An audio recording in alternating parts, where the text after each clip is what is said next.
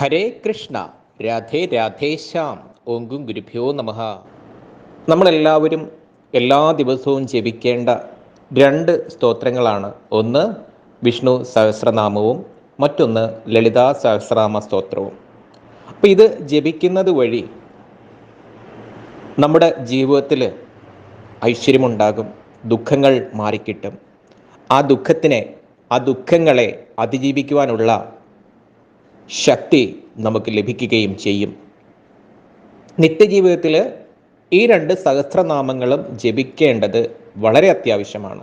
അത് നമ്മുടെ ഒരു ജീവിത നിഷ്ഠയായിട്ട്, ജീവിതചര്യയായിട്ട് മാറ്റേണ്ടതുണ്ട്. ഇതിനെക്കുറിച്ചൊക്കെ ജപിച്ചതിന് ശേഷവും അത് ജപിക്കാൻ തുടങ്ങിയതിന് ശേഷമൊക്കെയുള്ള ഒരുപാട് അനുഭവസ്ഥരുടെ അനുഭവങ്ങൾ നമ്മുടെ മുന്നിലുണ്ട്. അവരൊക്കെ നമുക്ക് പറഞ്ഞു തരുന്നത് ഈ ഒരു സ്തോത്രം ദിവസവും 2 നേരവും ജപിക്കണം എന്നതാണ്.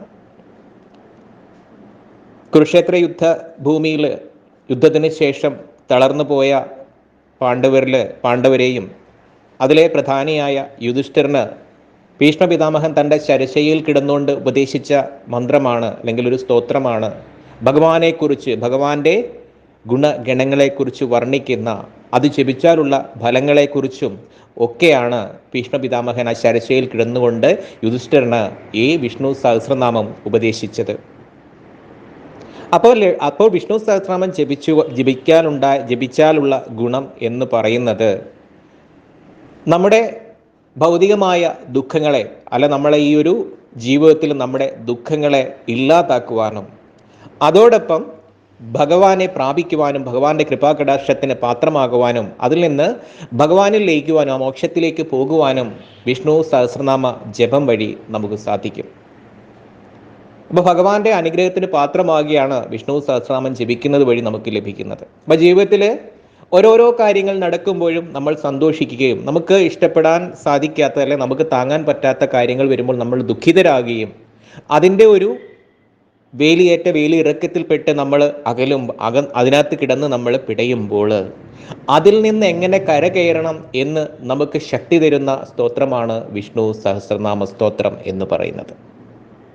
അപ്പോൾ ആ വിഷ്ണു സഹസ്രനാമം ജപിക്കുന്നതിലൂടെ നമുക്ക് ഇതുപോലെയുള്ള പ്രതിസന്ധികളെ മറികടക്കുവാനും നമുക്ക് മനസ്സിന് ശാന്തത, ഇപ്പം എന്ത് നേടിയാലും നമുക്ക് ധാരാളം പണമുണ്ട്, യശസ്സുണ്ട്, കീർത്തിയുണ്ട്, ഇതൊക്കെ ഇരുന്നാലും നമ്മുടെ മനസ്സിന് സുഖമില്ല എങ്കിൽ നമുക്കിതൊന്നും ആസ്വദിക്കാൻ നമുക്ക് സാധിക്കുകയില്ല.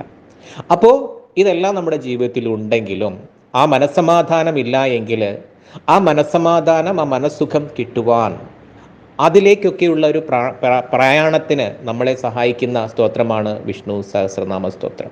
അപ്പോൾ അതിനെ എത്ര വർണ്ണിച്ചാലും നമുക്ക് മതിയാവുകയില്ല. അതുപോലെ തന്നെ മറ്റൊരു പ്രധാനപ്പെട്ട സ്തോത്രമാണ് ലളിതാ സഹസ്രനാമ സ്തോത്രം. അമ്മയെ വർണ്ണിക്കുന്ന സ്തോത്രമാണ്. ത്രിശൂലധാരിയാണ് അമ്മ. ഇച്ഛാശക്തിയും ക്രിയാശക്തിയും ജ്ഞാനശക്തിയും ഒക്കെ നമുക്ക് തരുന്ന ആദിപരാശക്തി അമ്മയെ ആ സ്തോത്രം വഴി വർണ്ണിക്കുകയാണെങ്കിൽ നമ്മുടെ ജീവിതത്തിലെ ഐശ്വര്യങ്ങൾ ഉണ്ടാകും. വിഷ്ണു സഹസ്രനാമം ജപിച്ചാൽ നമുക്ക് ഭൗതികമായ ആ മോഹവലയത്തിൽ നിന്ന് നമ്മൾ ആധ്യാത്മികമായ, ആ ലൗകികമായ ഒരു ജീവിതത്തിലേക്ക്, നമ്മൾ ആ ആധ്യാത്മിക ജീവിതത്തിലേക്ക് പോയി ഭഗവാനിലേക്ക് എത്തുകയാണ്. ഭഗവാന്റെ ഇഷ്ടത്തിന് പാത്രമായി നമ്മൾ ഭഗവാൻ തരുന്ന മോക്ഷത്തിലേക്ക് പ്രാപിക്കുകയാണ് ചെയ്യുന്നതെങ്കിൽ ലളിതാ സഹസ്രനാമ സ്തോത്രം ജപിക്കുന്നത് വഴി നമ്മൾ നമ്മുടെ ജീവിതത്തിൽ എന്തൊക്കെയുള്ള ആഗ്രഹങ്ങളുണ്ടോ, നമ്മൾ ഈ ജീവിതത്തിൽ ജീവിക്കുമ്പോൾ എന്തൊക്കെ ആഗ്രഹങ്ങളൊക്കെ ഉണ്ടോ, അതൊക്കെ ആദിപരാശക്തി അമ്മയോട് പറഞ്ഞതിന് ശേഷം ഈ ഒരു ലളിതാ സഹസ്രനാമ സ്തോത്രം ജപിക്കുകയാണെങ്കിൽ അമ്മയുടെ അനുഗ്രഹം, അമ്മ നമുക്ക് ആഗ്രഹങ്ങളൊക്കെ സാധിച്ചു തരും. അതാണ് ലളിതാ സഹസ്രനാമം ജപിച്ചാലുള്ള ഗുണമെന്ന് പറയുന്നത്. അപ്പം നമുക്ക് നമ്മുടെ ജീവിതത്തിൽ ജീവിച്ച് തീർക്കുന്ന ആ സമയവേളയിൽ നമുക്ക് എന്തൊക്കെ ആവശ്യങ്ങളുണ്ടോ അതിനൊന്നും ഒരു മുട്ട് വരില്ല, അതിനൊന്നും ഒരു കുറവുണ്ടാവില്ല. നമ്മൾ എന്താണോ അമ്മയെ മനസ്സിൽ വിചാരിച്ച് പ്രാർത്ഥിച്ചുകൊണ്ട് എന്താണോ ആവശ്യപ്പെടുന്നത് അത് നമ്മുടെ ഈ ഒരു ജീവിതത്തിൽ അമ്മ സാധിച്ചു തരികയും നമുക്ക് മനസ്സമാധാനവും മനസ്സുഖവും എന്തിനെ നേരിടാനുള്ള ഇച്ഛാശക്തിയും ജ്ഞാനശക്തിയും ക്രിയാശക്തിയും ഒക്കെ അമ്മ നമുക്ക് തരുന്നു. അതുവഴി അമ്മയുടെ പ്രീതിക്ക് പാത്രമാവുകയും അങ്ങനെ അമ്മയിലേക്കുള്ള ആ യാത്രയിലേക്ക് നമുക്ക് എത്തിച്ചേരുവാനും നമുക്ക് സാധിക്കുന്നു. അപ്പോൾ ഈ രണ്ട് സ്തോത്രങ്ങളും, ഈ സഹസ്രനാമ സ്തോത്രങ്ങൾ ജപിക്കുന്നത് വഴി നമുക്ക് ഈ പറയുന്ന എല്ലാ ഗുണഗണങ്ങളും അഭിവൃദ്ധിയും നമുക്കുണ്ടാകുന്നതാണ്.